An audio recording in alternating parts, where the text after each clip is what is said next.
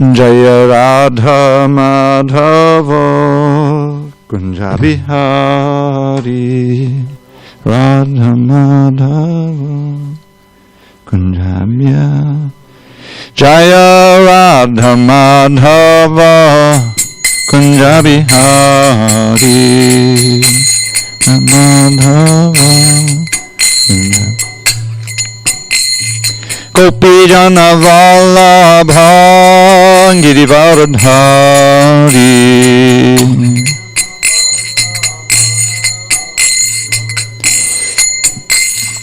Gopi Jana Vallabha Girivardhari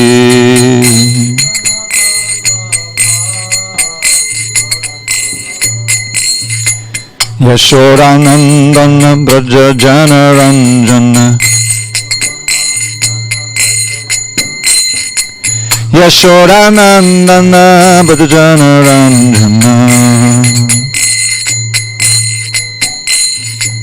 Yamuna Tira Vanachari Yamuna Tira Vanachari Jaya Radha Madhava Kunja Bihari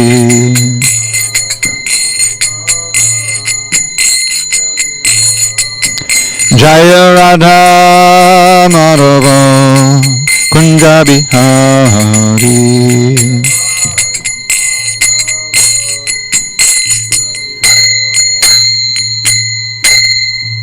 Jai Mr. Bhat Paramahansa Parudikacharya Ashtotar to the Sri Srimad Divine Grace Srila A.C. Bhaktivedanta Swami Prabhupada Ki Jai ISKCON BBT Founder Acharya Srila Prabhupada Ki Jai Jai Om Vishnu Bhat Paramahansa Parudikacharya Ashtotar to the Sri Srimad Divine Grace Srila Bhakti Siddhanta Saraswati Thakur Ki Jai Ananta Koti Vaishnavindra Ki Jai Namacharya Srila Haridas Thakur Ki Jai Srimad Bhagavad Gita Ki Jai, Samaveda Bhaktavrinda Ki Jai. All glory to the assembled devotees. All glory to the assembled devotees. All glory to the assembled devotees. All glory to Shri Guru and Gauranga. Prabhu, it's probably my eyes, but can you just make sure all these lights are up all the way? Thanks. And I think we're on 4. Yeah, earth, water, fire, air, ether. We haven't done that. Om Namo Bhagavate Vasudevaya. Om Namo Bhagavate Vasudevaya. Om Namo Bhagavate Vasudevaya. On this 27th day of January, 2021, in SanDiego, we're reading from Srimad Bhagavad Gita as it is, translation and commentary by His Divine Grace A.C. Bhaktivedanta Swami Prabhupada. We are in Chapter 7, Knowledge of the Absolute, text number 4, page 308. Boomerab, sorry. Boomir, Apo, Nalo Vayu, Kham, Mano, Buddhirevacha, Bhumarapo Nalo Vayu, Kham Mano Buddhirevacha, Ahankara, Iti Yamme, Binna, Prakatirashtada, Ahankara Iti Yamme, Binna Prakatirashtada, Bhumarapo Nalo Vayu, Kham Mano Buddhirevacha, Ahankara Iti Yamme, Binna Prakatirashtada, Bhumarapo Nalo Vayu, Kham Mano Buddhirevacha, Ahankara Iti Yamme, Binna Prakatirashtada. Go ahead. Bhumarapo Nalo Vayu, Kham Mano Buddhirevacha, Ahankara iti yamme binna pakutarashtada bhumarapo nalo vayu kangmano buddhirevacha. Ahankara iti yamme binna pakutarashtada. Word by words. Bhumihi, earth. Apaha, water. Analaha, fire. Vayuhu, air. Kam, ether. Manaha, mind. Buddhihi, intelligence. Eva, certainly. Cha, and ahankaraha, false ego. Iti, thus. Iyam, all these. Me, by my. Binna, separated. Pakatihi, energies. Ashtadha, eightfold. Translation. Earth, water, fire, air, ether, mind, intelligence, and false ego. Altogether, these 8 constitute my separated material energies. Purport. The science of God analyzes the constitutional position of God and his diverse energies. Material nature is called Prakriti, or the energy of the Lord in his different Purusha incarnations, expansions, as described in the Narada Pancharatra, one of the Satvata Tantras. Also you say, Vishnostu Trini Rupani Purushakyan Hito Viduhu Ekang Tu Mahatashtrashtrir Dvitiyam Tvanda Sangstitam Tritiyang Sarvabhutastam Tani Gyatva Vimuchyate. For material creation, Lord Krishna's plenary expansion assumes 3 Vishnus. The first one, Mahavishnu, creates the total material energy known as the Mahat Tattva. The second, Garbhodaka Shahi Vishnu, enters into all the universes to create diversities in each of them. The third, Chirodaka Shahi Vishnu, is diffused as the all-pervading supersoul in all the universes and is known as Paramatma. He is present even within the atoms.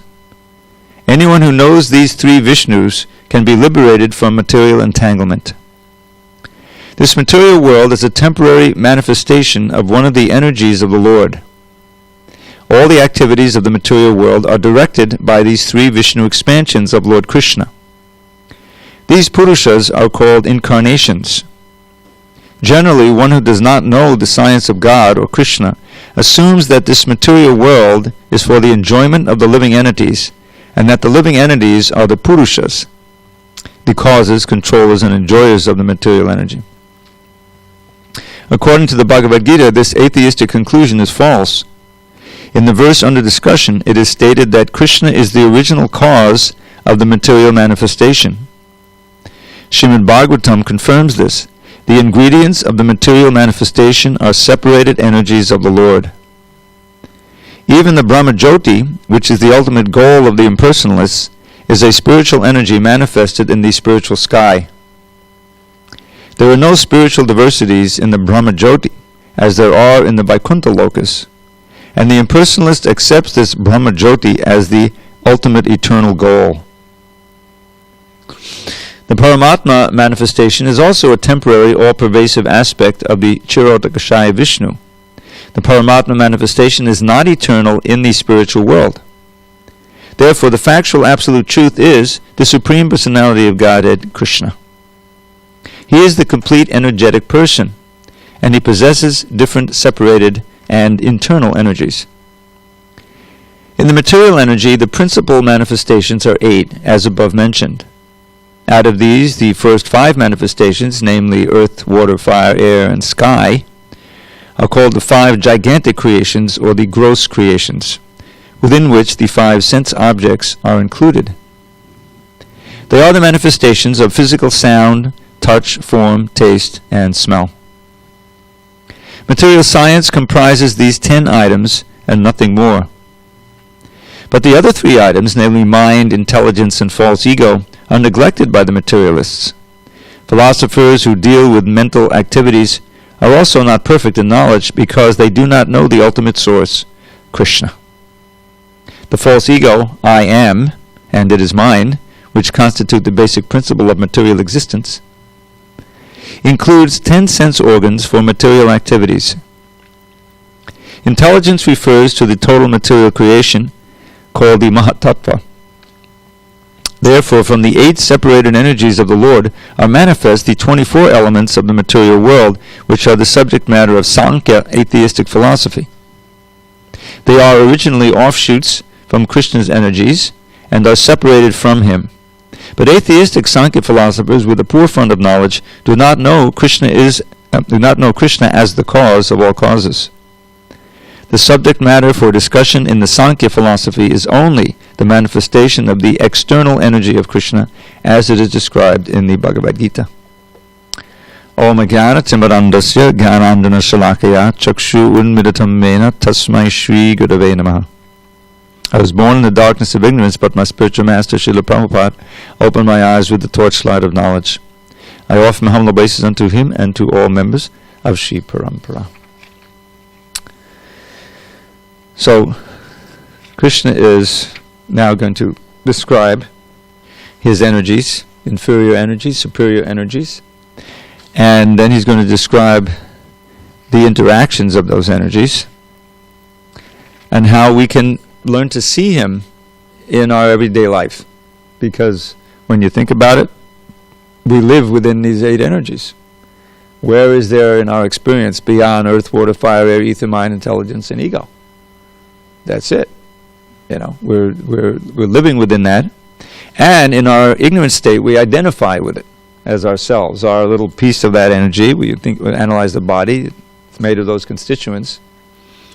But as Krishna will explain in the next verse, this is his lower energy, and there's also para prakriti, the transcendental energy or the higher energy, superior energy, which comprises us, the living entities, who are sustaining this energy, the external energy. The only reason why the material world exists is to provide a place for those who are not in the spiritual world, who have been exiled from there, to work out their desires and eventually realize that it's not the place of their happiness and security, and we need to go back to Godhead. So, this is all part of what is called Sambandha Gyan. You may have heard of this phrase before: Sambandha Gyan, Abhideya Gyan, and Prayojana Gyan.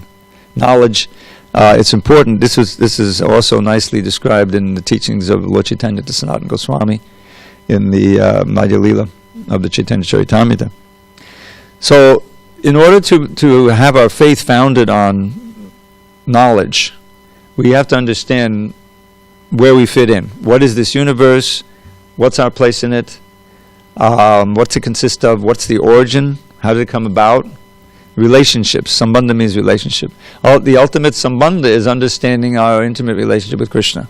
That's a different aspect of sambandha. But in practicing devotional service, which we are trying to do, Vaidhi Bhakti, Sadhana Bhakti, this is a very important first step. To analyze. This is Sankhya. Sankhya means to counter-analyze material energy. The atheistic Sankhya, which I was just reading this morning in the 5th chapter of the 6th chapter, I think, of the Adi Lila. There's extensive purports describing this atheistic Sankhya and why it's wrong. The atheist Kapila. But this analysis, even the Greeks had something like this, I think, if you study Greek philosophy. It's not, and they were getting input from the East, there's no doubt. So, the first, these 8, they're not alive.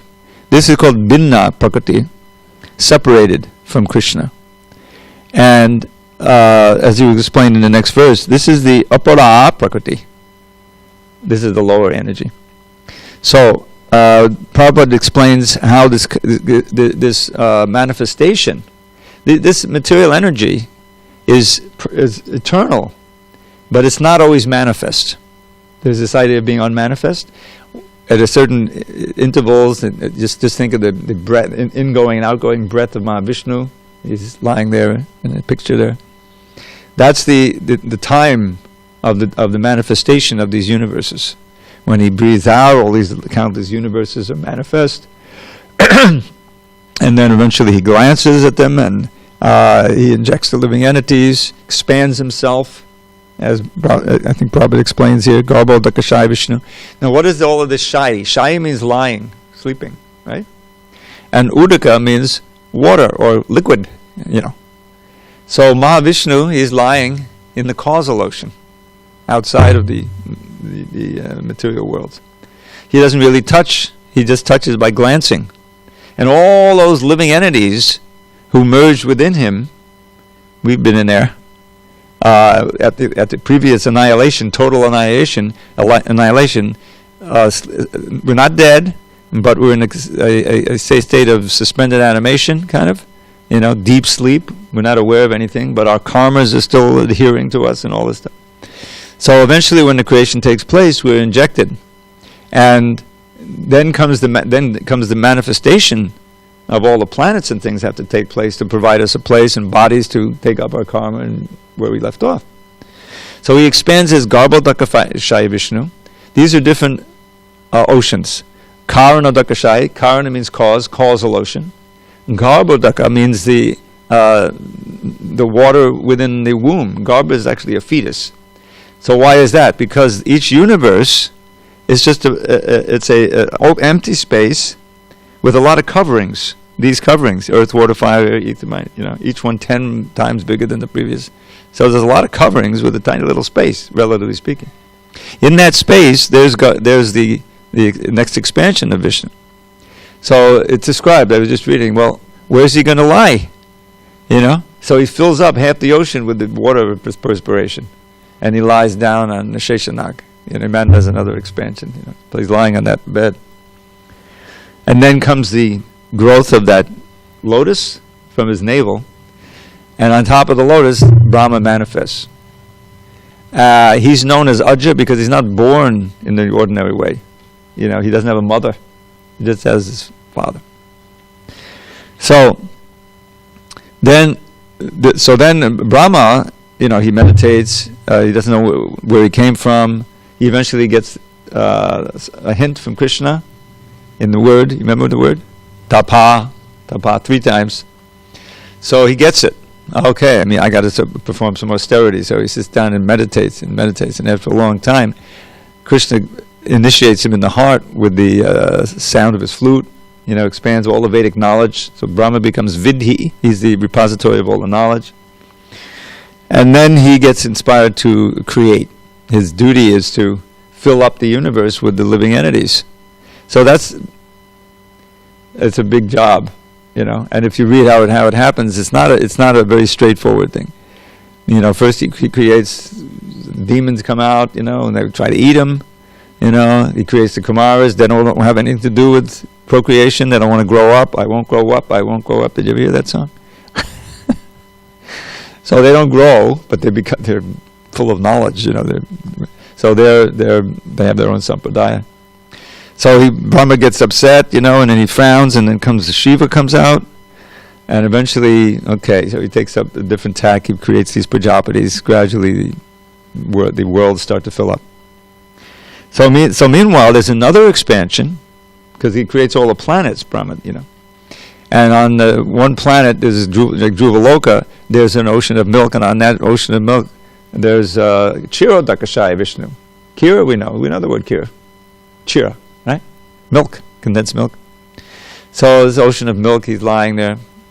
And he expands into every atom and every heart as the Paramatma. So in this way, God is present everywhere. And there's an intelligence, his supreme brain, as Prabhupada would say, is controlling everything. But without that vision, proper vision, you can't see that. You only see the material energy working. And that's why with the scientists, they're analyzing the material energy, and they're doing so many wonderful things. But they don't understand the underlying person behind all of this. And so all of their efforts become failures. And so Prabhupada was always challenging the scientists, created the Bhaktivedanta Institute. But this is how the material energy is working. And Prabhupada talks about the Brahma Jyoti and the Paramatma. These are all manifestations of Krishna that are absolute, but they're not the supreme absolute truth, which is the person, which is Krishna himself. Okay. All right, so there's a nice little description here. You can review it on your own. Let's go on. Text 5. Apare mitastvanyam Prakritim vidhi me param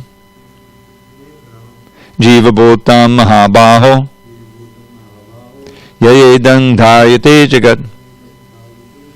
Besides these 8 he just spoke of, besides these, O mighty armed Arjun, there is another superior energy of mine, which comprises the living entities who are exploiting the resources of this material inferior nature. Purport. Here it is clearly mentioned that living entities belong to the superior nature or energy of the Supreme Lord. The inferior energy is matter manifested in different elements, namely earth, water, fire, air, ether, mind, intelligence, and false ego. Both forms of material nature, namely gross earth and subtle mind, etc., gross earth, etc., and subtle mind, etc., are products of the inferior energy. The living entities who are exploiting these inferior energies for different purposes are the superior energy of the Supreme Lord, and it is due to this energy that the entire material world functions. The cosmic manifestation has no power to act unless it is moved by the superior energy, the living entity. Energies are always controlled by the energetic, and therefore the living entities are always controlled by the Lord. They have no independent existence. They are never equally powerful, as unintelligent men think. The distinction between the living entities and the Lord is described in the Srimad Bhagavatam 10:87-30 as follows. I'll chant this for myself. Apadimata druvas tanubato yadisa bhakatas tahin shashiti tiniyamo dhuvane tadata ajanite yanmayam tadavimuchani niyantra bhavet samamanujandatam yadamatam mamadushtateya. O Supreme Eternal, if the embodied living entities were eternal and all-pervading like you, then they would not be under your control. But if the living entities are accepted as minute energies of your Lordship, then they are at once subject to your supreme control. Therefore, real liberation entails surrender by the living entities to your control, and that surrender will make them happy. In that constitutional position only can they be controllers. Therefore, men with limited knowledge who advocate the monistic theory that God and the living entities are equal in all respects are actually guided by a faulty and polluted opinion. The Supreme Lord, Krishna, is the only controller, and all living entities are controlled by him. These living entities are his superior energy because the quality of their existence is one and the same with the Supreme, but they are never equal to the Lord in quantity of power. While exploiting the gross and subtle inferior energy, matter, the superior energy, the living entity, forgets his real spiritual mind and intelligence, This forgetfulness is due to the influence of matter upon the living entity. But when the living entity becomes free from the influence of the illusory material energy, he attains the stage called mukti or liberation. The false ego, under the influence of material illusion, thinks, I am matter and material acquisitions are mine. His actual position is realized when he is liberated from all material ideas, including the conception of his becoming one in all respects with God. Therefore, one may conclude that the Gita confirms the living entity to be only one of the multi-energies of Krishna. And when this energy is freed from material contamination, it becomes fully Krishna conscious or liberated. So, this verse and the previous verse are very important to understand. Two qualities of energy that are categorically different. The conscious living entity and dead matter. And as is often explained, but the body itself is not alive separately. It seems to be because of the presence of the soul. But as soon as the soul leaves the body, death. And the body starts reverting to its constituent principles and has to be disposed of somehow. So the presence of the living entity is what moves the world, dayate jagat, sustaining the world, exploiting the facilities of the world. Jiva Bhuta Mahaboho. So, what the problem we have is that because of long identification with various material bodies, we identify ourselves. We don't have any other point of reference. We've lost our spiritual identity. I mean, we've lost our understanding of it, and it's buried in there, but we can't access it. And so we completely identify with the body and its extensions. We identify I belong to a certain family, a certain clan, I speak a certain language. Everything, all of that is part of the larger conditioning. And Prabhupada would often quote this verse, strong words of the Bhagavatam. This is spoken by Krishna. This verse, Yasyatma buddhi kunape tvidatuke swadi kalatvadishu bhoma ijyadi yat tirtha buddhi salane nakarhichid janeshu bigeshu se eva gokara. That these are the qualifications of one whose consciousness is more or less like an ass or a cow, donkey or a cow. Or I like to think the donkey who carries the fodder for the cow. That way we don't have to insult the cow. But the cow, not very exalted. So the first thing is, yasyatma buddhi. There's all kinds of buddhi and di. In other words, having the mentality of that I am the kunape tvidatuke. The kunape has different meanings. It can mean a corpse, or it can mean a bag. Because the corpse is really just a bag of skin with, no living entity inside. So a bag with the three dhatus, mucus, bile, and air. If you study a little bit, or you read a little bit about Ayurvedic medicine, that's what they work with, balancing these three dhatus. So, mucus, bile, and air, which one of those is very attractive? None of them. But that's what we identify with. So if you have that mentality, you're like an ass or a cow. Kunape swadi, so that's I. Then there's the my part. Swa means my, or his own. Swadi, having the mentality of his own as kalatra adishu. Kalatra, you know what kalatra is? A wife. And the expansion of material identification and entanglement begins with the wife. Then it is explained by Rishabdev.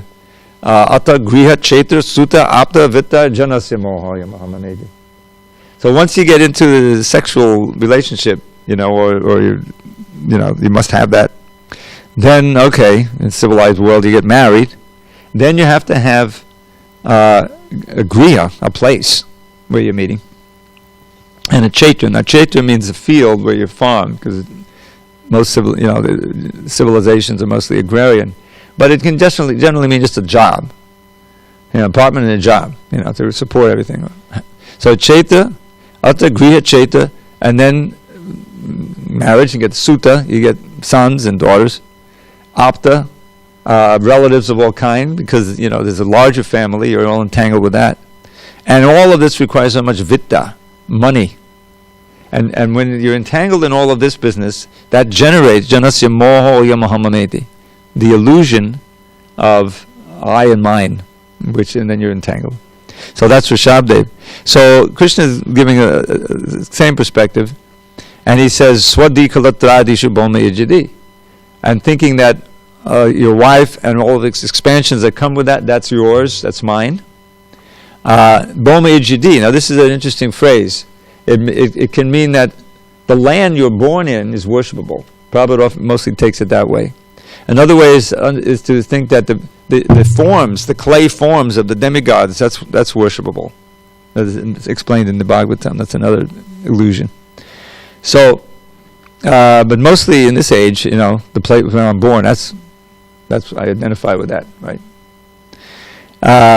And then, if there's some kind of religion, it's superficial. You go to, let's go on pilgrimage, So you go to a place of pilgrimage, take a bath, and come back.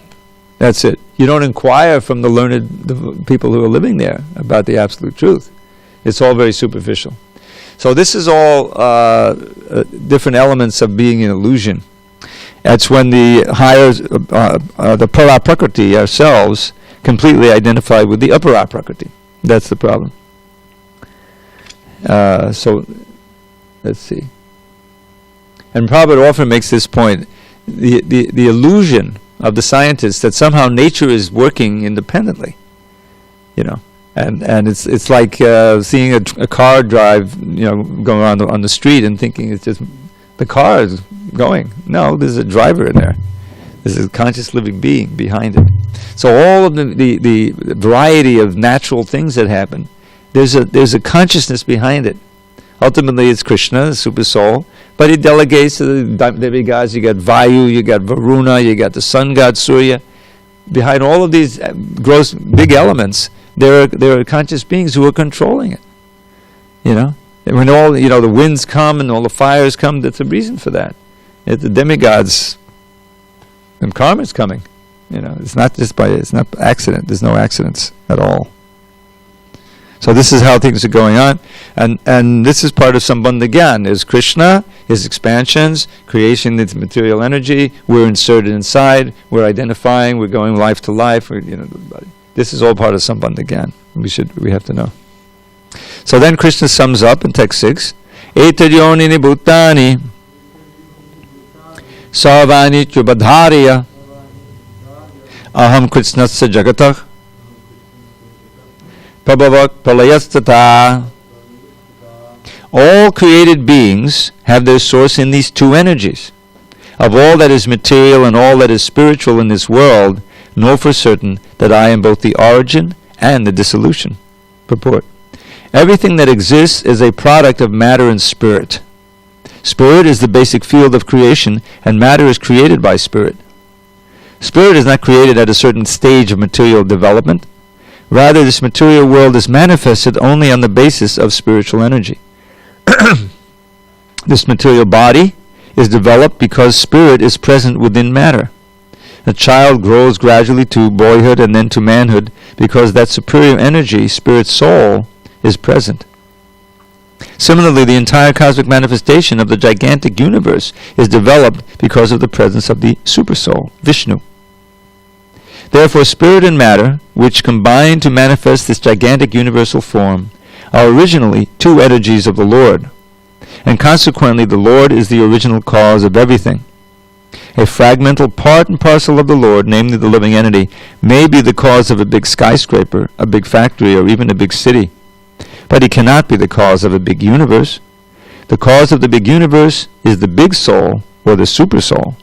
And Krishna, the Supreme, is the cause of both the big and small souls. Therefore, he is the original cause of all causes. This is confirmed in the Katha Upanishad 2.13. Nityo nityanam chaitanas chaitananam. This is, I think, one of the first verses I ever memorized, because it's easy, it repeats, Nityo nityanam chaitanas chaitananam. So, Nitya is singular, and Nityanam is plural, and Chaitanas is singular, Chaitana. So there are numerous eternal living beings, conscious living beings. But of all of them, there is one special one. There's one singular. And why do we define it? How do we know which one is the singular, supreme? Nityo nityanam chaita eko bahunam yo vedadati kaman. There's one who's supplying the needs and the wants of all the others. And that's the supreme cause of all causes. That's the Krishna. So this is a very nice verse. It's part of a verse, actually. Prabhupada often quoted. Now the next one is really an important verse. This whole 7th chapter is filled with quotable verses. And it's one of these verses where Krishna says, I'm the Supreme, I'm God, I'm the one you're looking for. Mattak paratanang nanyat kincharasti dhananjaya maisarmidam protam sutre maniganahiva. O conqueror of wealth, there is no truth superior to me. Everything rests upon me as pearls are strung on a thread.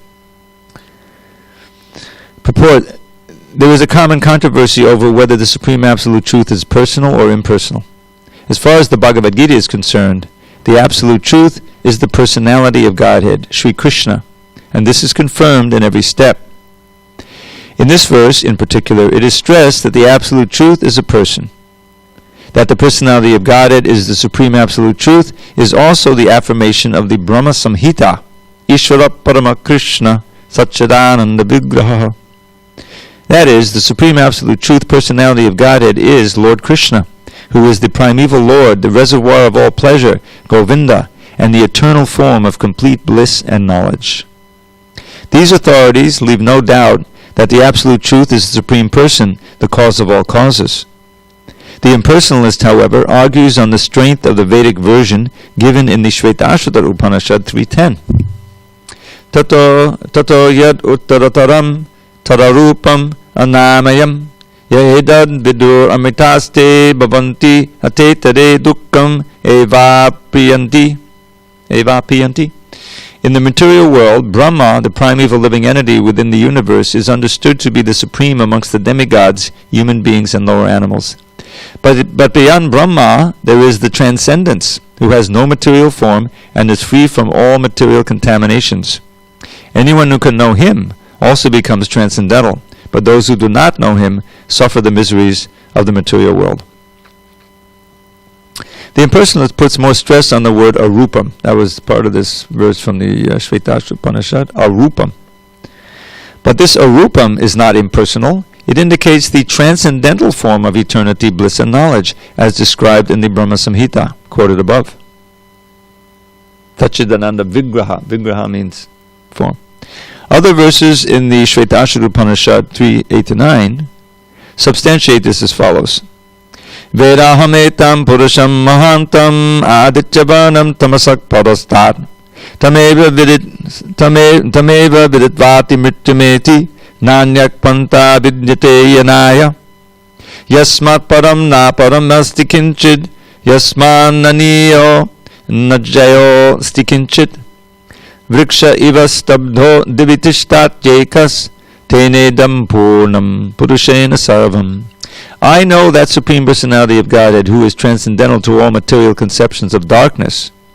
Only he who knows him can transcend the bonds of birth and death. There is no way for liberation other than this knowledge of that Supreme Person. There is no truth superior to that Supreme Person because he is the supermost. He is smaller than the smallest, and he is greater than the greatest. He is situated as a silent tree, and he illumines the transcendental sky. And as a tree spreads its roots, he spreads his extensive energies. From these verses, one concludes that the Supreme Absolute Truth is the Supreme Personality of Godhead, who is all-pervading by his multi-energies, both material and spiritual. So all of this is very macro. It makes us feel like we're pretty insignificant. And that's how we are. We are really insignificant. But this also brings us to another aspect of the greatness of God, because what we've been hearing about is the glories of Krishna, his macro, existence and manifesting this huge form of Mahavishnu and then expansions, and so we're very minute. How can we possibly have a relationship with such a supreme, absolute person?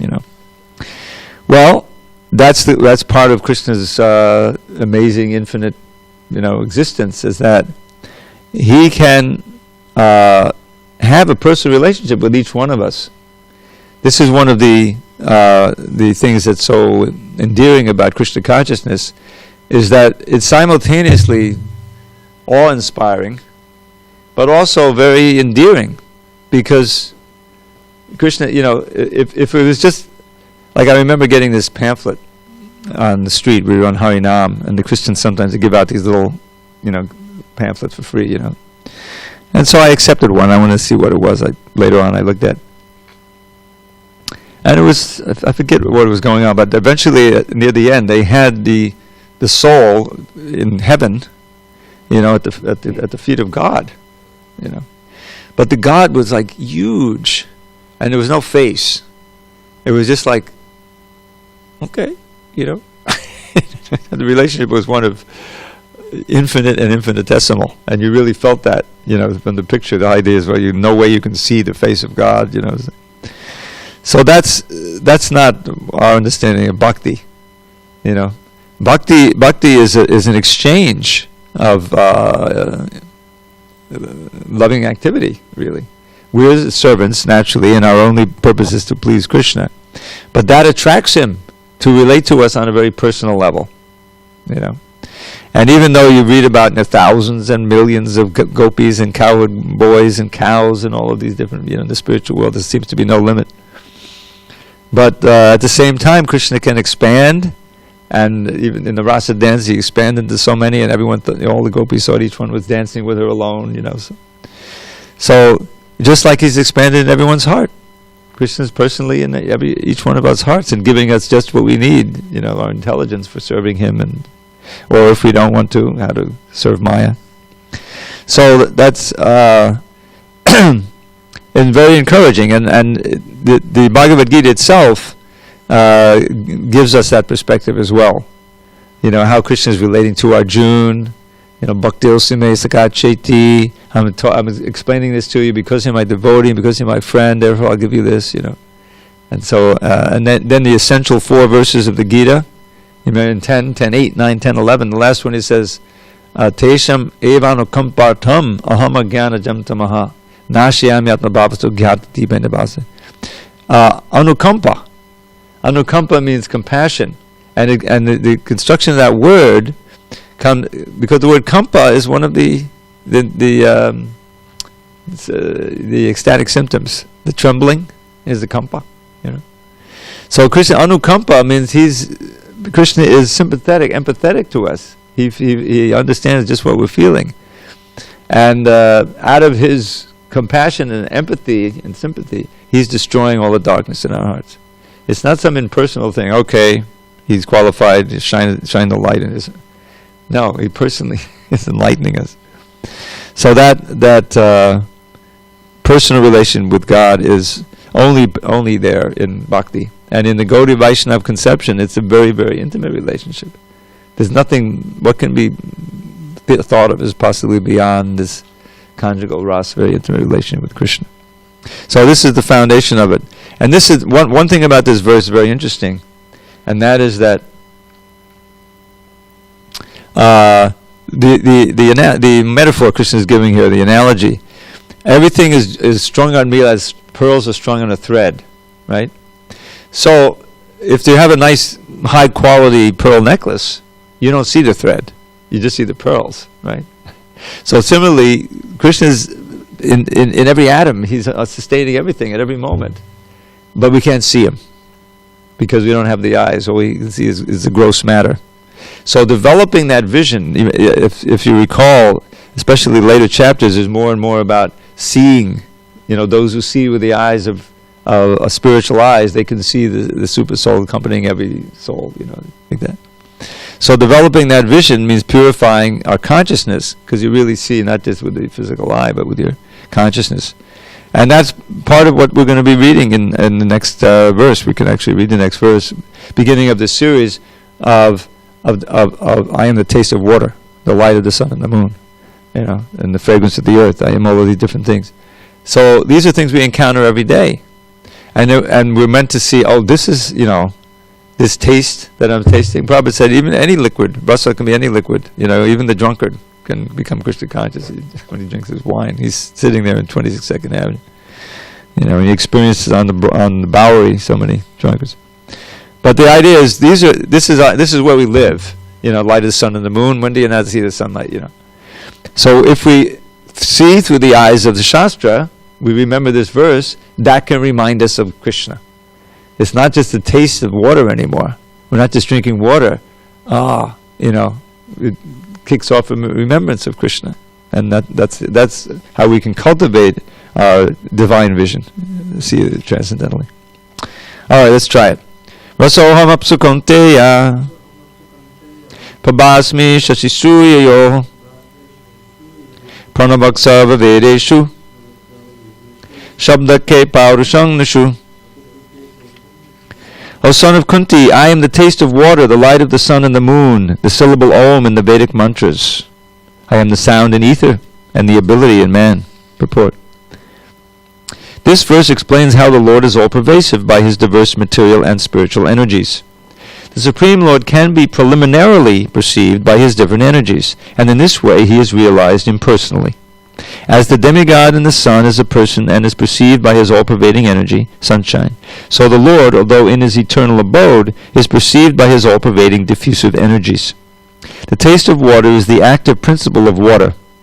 No one likes to drink seawater because the pure taste of water is mixed with salt. Attraction for water depends on the purity of the taste, and this pure taste is one of the energies of the Lord.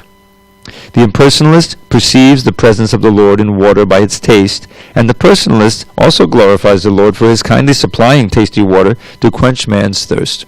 That is the way of perceiving the Supreme. Practically speaking, there is no conflict between the personalism and the impersonalism. One who knows God knows that the impersonal conception and personal conception are simultaneously present in everything, and that there is no contradiction. Therefore, Lord Chaitanya established his sublime doctrine, Achincha Bheda and Abheda Tattva, simultaneous oneness and difference. The light of the sun and the moon is also originally emanating from the Brahmajyoti, which is the impersonal effulgence of the Lord. And Pranava, or the Omkar, transcendental sound, in the beginning of every Vedic hymn, addresses the Supreme Lord. Because the impersonalists are very much afraid of addressing the Supreme Lord Krishna by his innumerable names, they prefer to vibrate the transcendental sound Omkar. But they do not realize that Omkar is the sound representation of Krishna. The jurisdiction of Krishna consciousness extends everywhere, and one who knows Krishna consciousness is blessed. Those who do not know Krishna are in illusion, and so knowledge of Krishna is liberation, and ignorance of him is bondage. So this is the first of a series of verses like this. And in this Bhagavatam second canto, we have a chapter called The First Step of God Realization. And it's describing the universal form, which is kind of a different way of approaching the same idea. Don't just see the sun. This is the eye of God, Especially here, we got these mountains, Oh, these are the bones of the Lord, like that. See, everything is part of the external body. It's a little different idea. But it's the same basic principle of beginning where you're at, In other words, we're living in a material world. We see all these different things. Now connect them to Krishna, to your intelligence. More importantly, as we go on, we'll see that we're meant to literally connect what we can. Use our little conglomeration of these 8 elements called our body, the senses, the different active senses and the non-aquatic senses.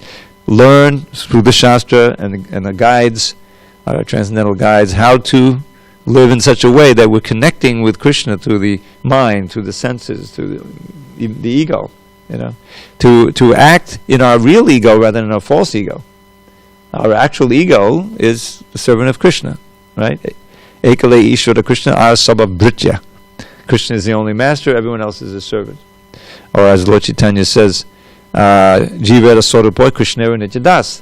The real Swarup, the actual identity of every jiva, is to be an eternal servant of Krishna. So, we've lost that identity, so let's learn how to act as servants of Krishna. And in doing that, we purify our consciousness. And part of that is seeing Krishna everywhere in the interactions of the material energy.